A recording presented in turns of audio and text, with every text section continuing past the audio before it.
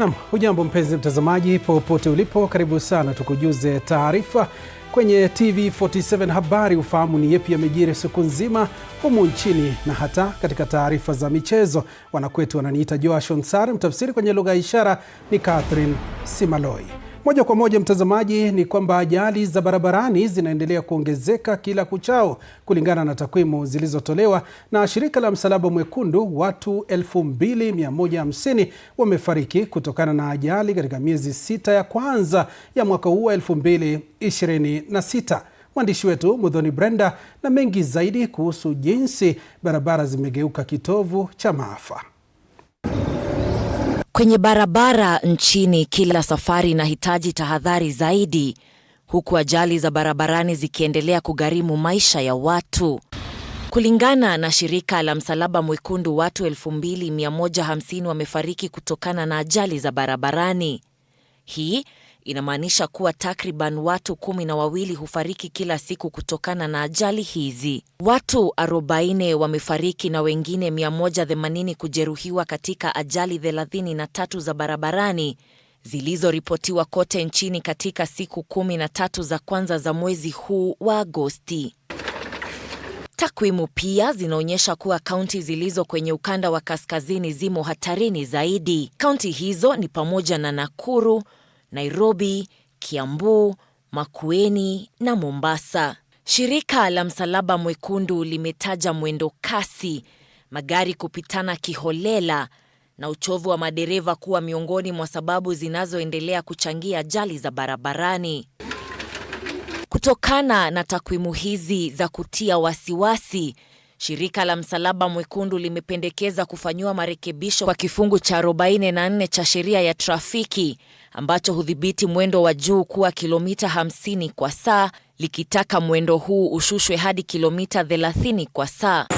Muthoni Brenda, runinga ya TV47. Tuangazia mengine. Mpango wa kuboresha vifaa vya matibabu katika hospitali za umma nchini NESP uliangaziwa pakubwa katika kongamano la afya nchini. Hii ni baada ya malalamiko kuibuka kuwa kuna hospitali za umma ambazo bado zinawaelekeza wagonjwa kwa hospitali za kibinafsi ili kupokea matibabu yanayohitaji mashine hizo. Mwanahabari wetu wa masuala ya afya Elizabeth Atieno ana taarifa hii kwa kina. Katika mkutano wa afya ulioandaliwa na Rais William Ruto siku ya Jumatano, Crispinus Wafula, mkazi wa Nairobi, aliibua maswali baada ya dadake kuelekezwa kutoka hospitali ya umma hadi ya kibinafsi kwa ukaguzi wa X-ray. Hii ni licha ya taifa la Kenya kuwa na mpango wa serikali unaopania kutoa huduma kwa kutumia vifaa vya matibabu vya kisasa, yani NESP, inayopania kupunguza gharama ya rufaa. Lakini Mr. President jana ulisema kuna mashini ya MRI nini. Nilienda Mbagathi na mgonjwa, mimi ni mtu wa Uber. Kufika huko X-rays walinituma Luton Hospital. This is feedback for Mercy and for Anthony and the PS and Minister for us to go and figure it out and work with the counties to make sure we get rid of that mischief. Mpango wa NESP ni mpango wa miaka 7 uliozinduliwa na Rais William Ruto tarehe 7 mwezi wa Agosti mwaka 2025. We have placed so far equipment worth 9.8 billion shillings in 239 health facilities in 44 counties of the Republic of Kenya.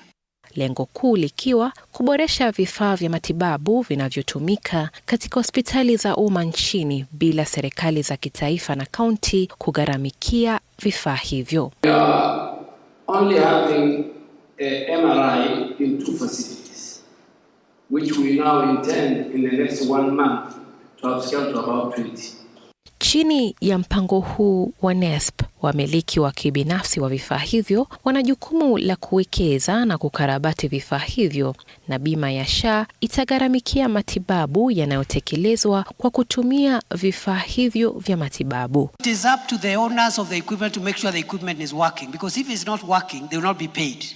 They are paid for every service that they deliver. Ila mpango huu umetiliwa shaka na mkaguzi mkuu wa bajeti ya serikali Nancy Gathungu, aliyeibua maswali kuhusu uhalali na ugavi wa mapato, akidokeza kuwa wamiliki wa vifaa hivyo wanaweza kupokea 255% kwa huduma zinazogharamikiwa na SHA. We should therefore, with the assistance of DHA, be able to work with citizens if they go to a facility and in the facility they are told either this equipment is not there, go to the next. They should be able to verify. Mpango wa NESP umechukua nafasi ya mpango wa zamani wa mkataba wa kukodisha vifaa vya kimatibabu MES, serikali ikisema walilazimika kuchukua hatua hii ili kupunguza gharama ya vifaa kwa gatuzi mbalimbali. Out of the 44 counties, 39 counties in at least have one CT scan. Mkataba wa MES ulizinduliwa mwaka 2015 kama mkataba kati ya serikali na sekta ya kibinafsi ili kukodisha, kuwekeza na kudumisha vifaa vya matibabu katika hospitali 98 kutoka kaunti zote 47. Ila mpango huo ulifutiliwa mbali mwezi wa Juni mwaka 2023 baada ya pingamizi kufuatia gharama kubwa kwa serikali za kaunti licha ya matumizi kidogo mno. Elizabeth Atieno, TV47, Nairobi.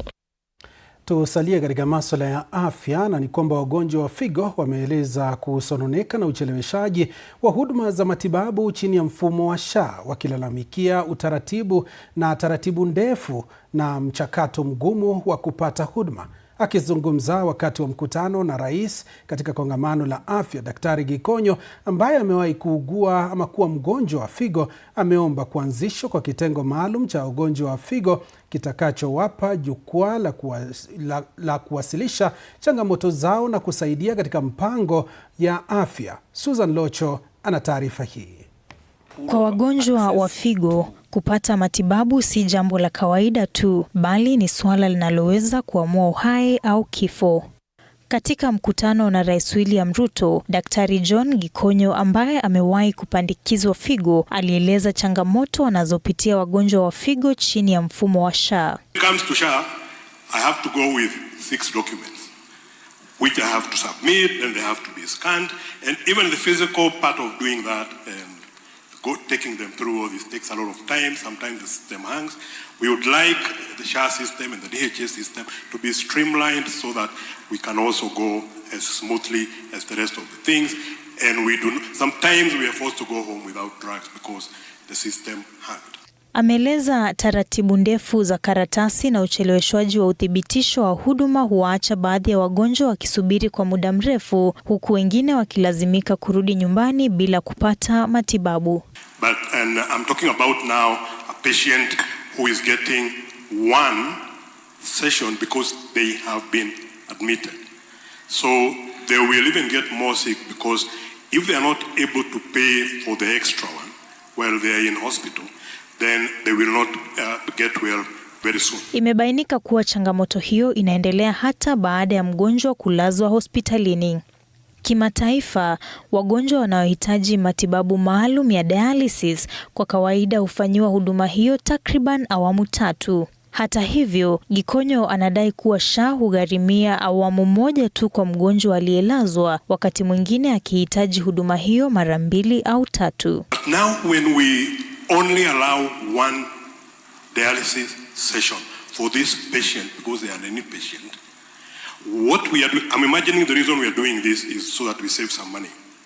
But what we end up doing, and this is very sad, is that we are saving 50 or 60,000 at the risk now of sending this patient to full-time dialysis.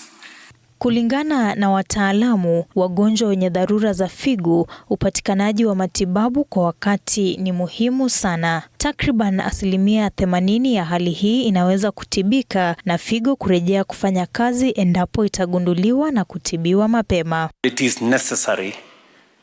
The reasoning given by Mr. Gikonyo there is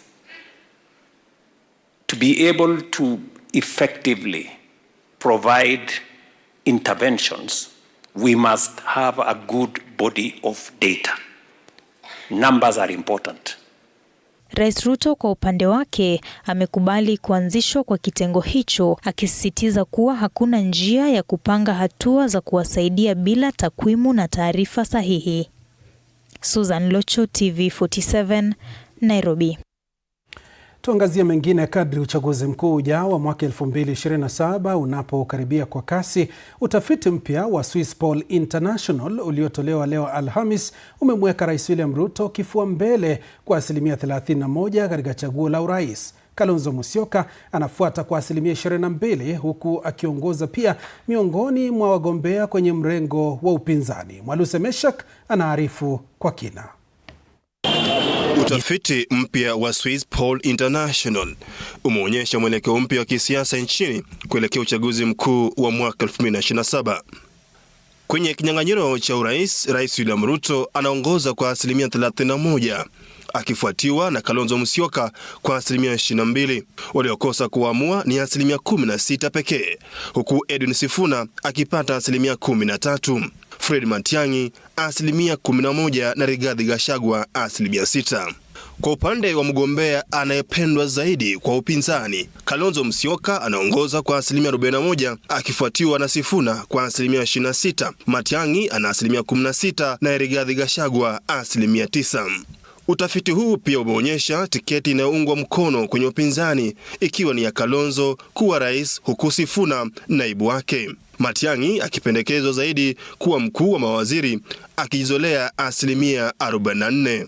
Kwa umaarufu wa vyama, chama cha ODM kinaongoza kwa 23%, kikifuatwa na UDA kwa 20% na DCP kwa 15%, huku Wiper ikijizolea 9% na Jubilee ikijinyakulia 7%. Our respondents included a sample size of 4,037 respondents from different parts of the country. The female population included 51.6%, while the male population included 48.4%. Our medium of data collection was telephonic and computer-assisted medium. Utafiti huu ulifanywa kati ya Julai 24 na Agosti 6 mwaka huu 2026, ukiwahusisha watu 4,037. Mwaluse Meshak, TV47, Nairobi. Tukisalia katika hayo ya kisiasa, kiongozi wa chama cha DCP Rigathi Gachagua ameongeza juhudi za shughuli zake za kisiasa katika kaunti ya Murang'a, akimuunga mkono gavana Irungu Kang'ata kwa muhula wa pili katika uchaguzi wa mwaka 2027. Gachagua ambaye aliandamana na washirika kadhaa wa chama cha DCP akiwemo John Nyutu na John Methu ametangaza Murang'a kuwa makao makuu ya chama katika eneo hilo, huku akiwasihi wafuasi wake kuunga mkono kuimarika kwa chama katika eneo la Mlima Kenya. Na kama anavyotuarifu mwandishi wetu wa masuala ya kisiasa Mike Kagwongo, Gachagua amesisitiza kuwa mamlaka ya kisiasa huamuliwa na idadi ya kura, akisema nguvu ya eneo hilo ya kupiga kura haiwezi kupuuzwa. Ziara ya Gachagua Murang'a inajiri wakati vyama vya kisiasa vinaongeza juhudi za kuhamasisha wananchi mashinani kuelekea uchaguzi mkuu wa mwaka 2027. Kiongozi huyo wa DCP amemuunga mkono gavana Irungu Kang'ata kuchaguliwa tena, huku chama hicho kikimuunga mkono katika azma yake ya kuhifadhi kiti cha juu cha kaunti hiyo. Tunataka kuambia Kasongo heshimu sheria ya Kenya. Waacha mambo ya wahuni, waacha mambo ya wakora, na waacha kuleta fujo Kenya ukifikiria tunaweza airisha uchaguzi mkuu. Gachagua amesema nguvu ya Mlima Kenya kwa upande wa idadi ya wapiga kura bado ni muhimu katika kuamua mamlaka ya kisiasa, akisisitiza kuwa hakuna mtu anayeweza kubadilisha au kupuuza idadi ya kura za eneo hilo. Wale ambaye wameenda kutuuza kwa Kasongo, wale ambaye wameweka tumbo yao mbele wakiongozwa na huyu wa Mabojo na wasaliti wa jamii yetu, lazima tukipeleka Kasongo nyumbani waende pamoja. Mkutano huo uliwaleta pamoja washirika wa DCP akiwemo seneta wa Murang'a Joe Nyoto, seneta wa Nyandarua John Medho, gavana Irungu Kang'ata na washirika wengine wa chama, huku DCP kilenga kupanua wigo wake wa uungwaji mkono kote katika eneo hilo. Umepanga kura hii ya Mount Kenya ati haitapigiwa mtu mmoja. Unataka uigawe kura kidogo hapa, kura kidogo hapa. Nataka nikupatia bad news nikiwa hapa Kiharu, nikiwa hapa Murang'a. Sisi watu wa Mount Kenya tumeungana pamoja na tutasimama pamoja. Na kura ya kufukuza wewe tutapiga kwa kikapu moja. Kwa hiyo sisi tunataka kumwambia William Ruto, mipango yako ya kugawanya mlima tunaijua na hatutakubali kutenganishwa. Sisi ni ndugu moja. Sisi wa Kikuyu, wa Meru, wa Embu, wa Tharaka na Wakamba. Tuhamwe. NCIC tumeona mumeanza kuita kiongozi wetu Rigathi Gachagua. Tunawaambia tutaona barua ya Duale. Kesho tunajua ya kwamba Rigiji anaenda pale Murwadiki. Anataka aongee na jamii ya Wakalenjin. Manake hata wao wamesema wamefinywa na Kasongo, ya kwamba hata kwao SHA haifanyi kazi. Gachagua pia ametangaza Murang'a kuwa makao makuu ya chama cha DCP katika eneo hilo, ishara ya azma ya chama hicho ya kuimarisha miundo yake mashinani, huku kinyang'anyiro cha kisiasa cha mwaka 2027 kikianza kushika kasi. Na watu yangu, please don't be distracted, be focused. Sitianza safari ya DCP, tukae tuangalie mbele. Ziara ya kiongozi huyo wa DCP Murang'a pia ilimpeleka katika vituo kadhaa vya kibiashara ikiwemo masoko ya Kankare na Kantara kufuatia uzinduzi wa ofisi ya chama katika kaunti ya Murang'a mjini Murang'a. Shughuli hizo ni sehemu ya juhudi pana za DCP za kujenga uwepo wake na kuimarisha uungwaji mkono katika eneo lote la Mlima Kenya. Ziara ya Rigathi Gachagua hapa katika kaunti ya Murang'a inajiri wakati ambapo kila kiongozi katika muungano wa upinzani anajizatiti zaidi kusaka uungwaji mkono katika maeneo yake kabla ya viongozi hao kuibuka na kiongozi mmoja atakayepeperusha bendera ya upinzani kwenye uchaguzi mkuu wa mwaka 2027. Mike Kagwango, TV47 kutoka kaunti ya Murang'a. Na mtazamaji, taarifa hii yake Mike Kagwango ndo ambayo inatupeleka kwenye mapumziko mafupi. Nisome ujumbe hapa, anasema anaitwa Chacha Mwita, anasema upande wa umaarufu wa vyama hawajakosea kabisa, lakini kwa wagombea sihusiki, maana niliacha kupiga kura. Mtazamaji, usisahau kwamba kupiga kura ni haki yako ya kidemokrasia, na hivi sasa tunapunga unyunyu, tunarejea na taarifa zaidi. Endelea kuwa nasi.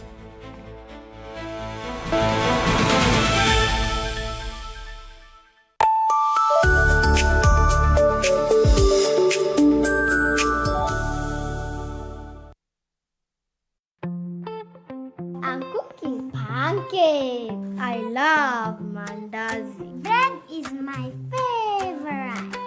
Donuts, mwah.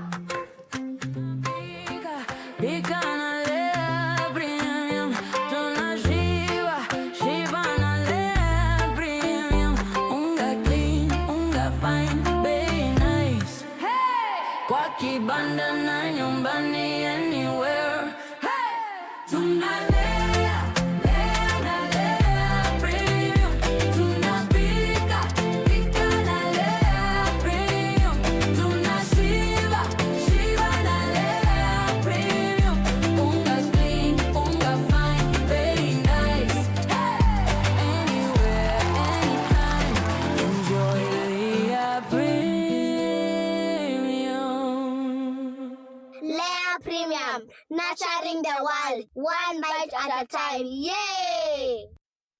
We love to share our cultures, and the one thing that unites us all, that celebrates precious moments, nurtures our Kenyan spirit, welcomes, and even inspires. Our language does all of this and more. The more the milk, the better the chai. Chai Kweli in a Brookside Dairy Best.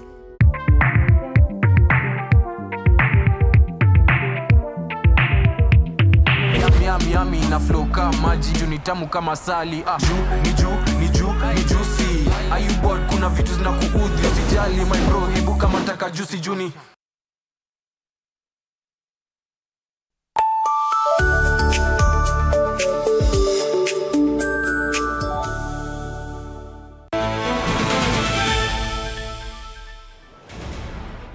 Na mtazamaji, karibu ni zaidi kukupasha taarifa hizi za TV47. Waziri wa elimu Julius Ogamba amemkosoa kiongozi wa chama cha DCP Rigathi Gachagua kwa kile anachokiita kuendelea kukuza ukabila nchini, akisema sasa unaathiri wanafunzi. Waziri Ogamba anasema hadithi zinazoenezwa na Gachagua na washirika wake, hasa kampeni ya Usiguze Mlima, zinaathiri wanafunzi ambao ni wahusika wasio na hatia katika ugomvi wa kisiasa. Aliwaomba wanasiasa kuacha kuingilia elimu na kuwa makini, hasa maneno yao yanayohusu masuala ya elimu. Semi hizo ziliungwa mkono na viongozi wa kidini. Anything good in a person who perhaps does not come from your community. That is not what you taught us. That is not what this country is about. The bishop indicated that he is spread out. He has people in Baringo, he has people in Ukambani, he speaks Kisii, he does all these things. Most of us are in that category.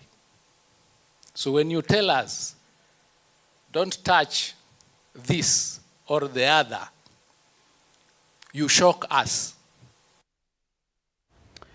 Tuangazie mengine. Muungano wa makanisa na viongozi wa kidini nchini wameitaka serikali pamoja na viongozi kukoma kutumia matamshi ya chuki yanayotishia amani ya taifa, hususan msimu huu ambao siasa zinaanza kupamba moto. Aidha, viongozi hao wamemtaka Inspekta Jenerali wa polisi Douglas Kanja kujiuzulu mara moja kwa kushindwa kukabili wahalifu. Athman Said anaarifu kwa kina. Viongozi wa kidini wamewataka wanasiasa kupunguza semi za chuki na kuendesha siasa za amani. Kauli hizi zinajiri huku tume ya NCIC ikitoa onyo la kuwachukulia hatua kali viongozi wanaochochea ukabila na chuki nchini. Wakati huo huo, viongozi wa kidini wamekosoa vikosi vya polisi kwa kushindwa kuzuia wahuni ambao mara kwa mara wamekuwa wakivamia mikutano ya kisiasa na hata maandamano ya amani na kusababisha maafa na uharibifu wa mali. Sasa, Inspekta Jenerali wa polisi Douglas Kanja anatakiwa kujiuzulu wakati taifa linajiandaa kwa uchaguzi mkuu ujao wa mwaka 2027. It is discouraging to see the police engage in barbaric acts by disrupting campaigns and involving themselves in partisan politics. We also note that the police under the current IG are unable to end goons' menace in this country. And therefore, we ask the IG to resign and pave way to a competent Kenyan to take over from him so that he can serve Kenyans. Aidha, viongozi wa dini wamesisitiza kuwa taasisi huru kama NCIC, IEBC na IPOA lazima ziwajibishe viongozi na maafisa wa usalama wanaochochea ghasia. NCIC inalipwa malipo kulingana na kodi zetu, kuangalia mbinu ambazo zitakazokuja kulichafua taifa letu, lakini hatujaona hatua thabiti wanayoitukua kukabiliana na hili. Vile vile, matukio ya hivi majuzi katika mkutano wa kisiasa wa vuguvugu la Linda Mwananchi kaunti ya Homa Bay yaliyopelekea kushambuliwa na kujeruhiwa kwa wanahabari yamekemewa na viongozi hao, huku wakisema yalitendwa makusudi ili kuzuia ukweli kujulikana na umma kwa yale yaliyokuwa yakitendeka kaunti hiyo. Media has a duty to inform Kenyans, and the violence meted on them in Homa Bay were clearly targeted at cover-up. We urge Kenyans to support media in their endeavor to inform on what is happening around the country. Athman Said Mwamlisho, runinga ya TV47 Nairobi.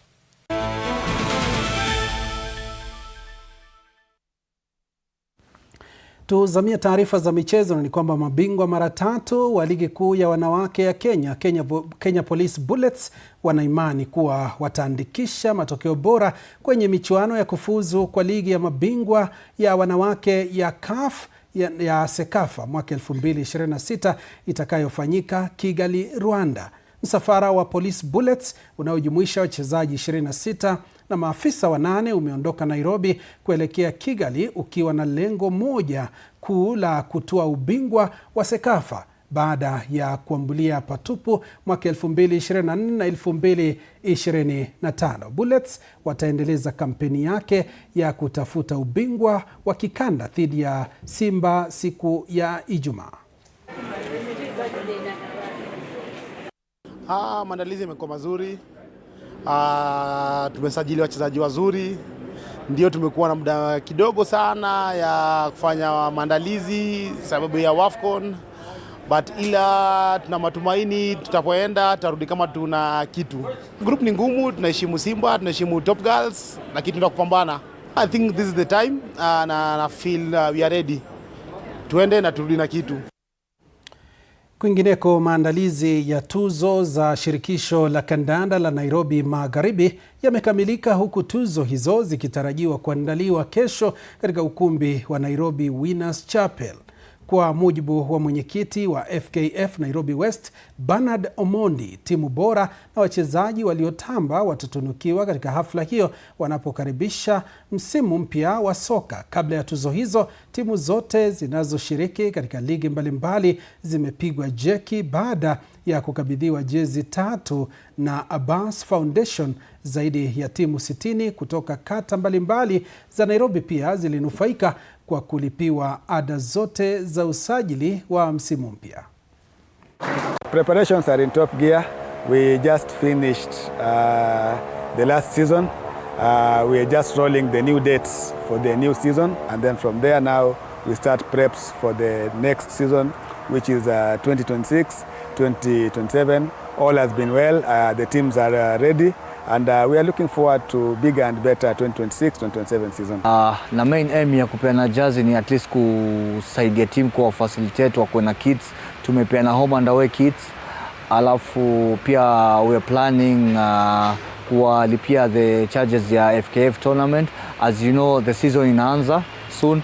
So hataki team ya Lang'ata ikuwe left out because of the financial issues. Kwingineko, Nairobi City Thunder waliendeleza rekodi yao ya kutoshindwa katika ligi ya shirikisho la mpira wa kikapu Kenya baada ya kuandikisha ushindi mkubwa wa alama 90-50 dhidi ya Umoja Basketball katika uwanja wa kitaifa wa Nyayo. City Thunder waliotawala mechi hiyo na kuchukua uongozi wa alama 22-16 kwenye robo ya kwanza kabla ya kuonyesha ubabe katika robo ya pili, ambapo waliwazuia Umoja kupata pointi 4 pekee na kwenda mapumziko wakiwa wanaongoza kwa alama 40-20.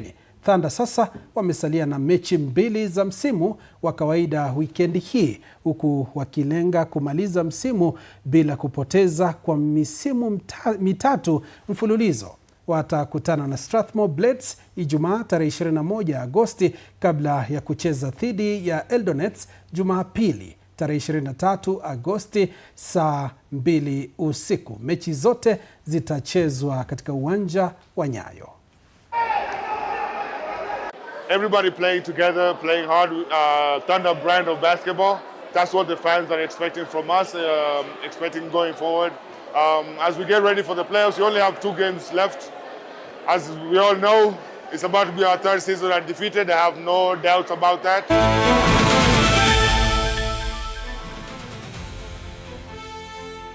Naam, mtazamaji, kufikia hapo nahitimisha taarifa hizi za TV47 saa 1. Shukrani za dhati kwa kuwa mtazamaji mwema kwa kufuatilia taarifa na vipindi. Wanakwetu wananiita Joash Onsare, mtafsiri kwenye lugha ya ishara anafahamika kama Catherine Simaloi. Kipindi kinachofuata kinafahamika kama Mezesha. Usikose.